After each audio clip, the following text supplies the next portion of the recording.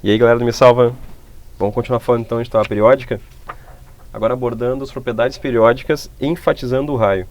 O raio é a propriedade periódica mais importante. Se tu entender o raio, os outros todos ficam fáceis, todas as propriedades ficam fáceis. Tá? Então vamos começar definindo o que é esse raio. Vamos lá? O raio atômico, na realidade, ele é considerado como a distância entre o núcleo e a eletrosfera. Então, a distância que existe entre o núcleo e a parte mais distante, a última camada eletrônica, nós chamamos de raio.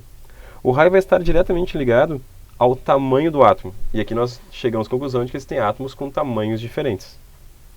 Certo? Entendo que a gente está utilizando aqui uma definição meio daltoniana, em que o átomo é considerado uma esfera. Certo? Então, considerando o átomo uma esfera, nós utilizamos essa caracterização. Vamos lá? Raio atômico. Períodos diferentes, camadas diferentes. Então, vamos lá. O que acabou acontecendo aqui? Ó? Períodos diferentes. Quando dois elementos químicos, que vão ser comparados quanto ao tamanho, se encontram em períodos diferentes, certo? Nós estamos falando que eles têm número de camadas diferentes. Lembrando que foi visto antes.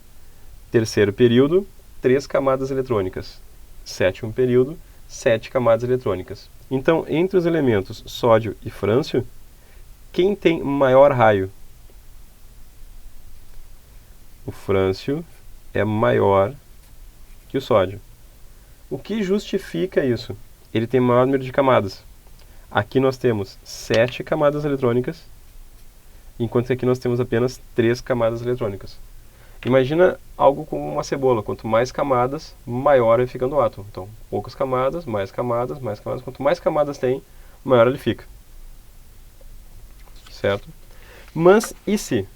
Bom, vamos para o e se.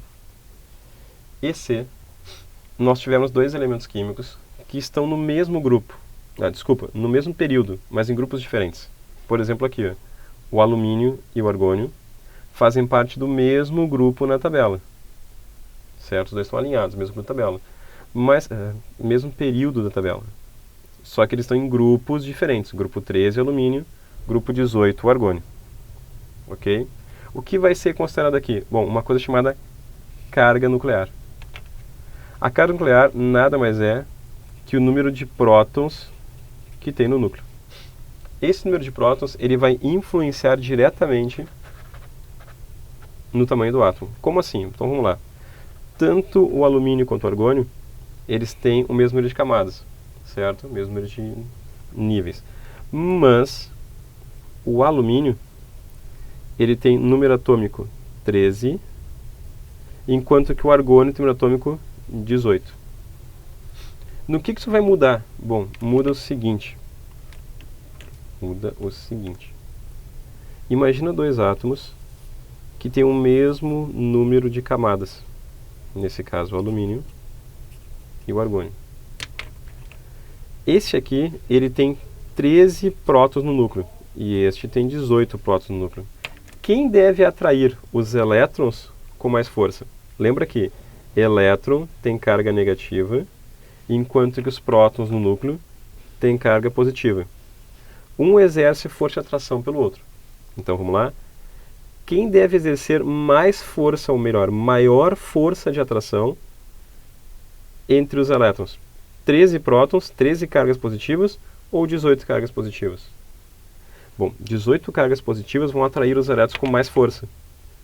Então, esses elétrons serão atraídos com mais força em direção ao núcleo, o que faz com que a eletrosfera diminua um pouquinho mais. Ok? Isso quer dizer que quanto mais para a direita, quanto maior for o número atômico, quanto maior o número atômico, menor será o raio. Então, maior número atômico, menor raio. Pergunta, por que isso acontece?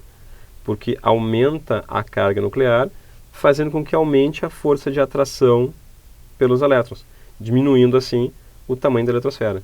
Então eles têm o mesmo número de camadas, sim, mas as camadas do argônio estão mais juntas, mais fortemente atraídas pelo núcleo do argônio, o que faz que ele tenha um tamanho um pouco menor do que o alumínio. Certo, galera? Bom, espero que tenham entendido tudo e prontos para a próxima.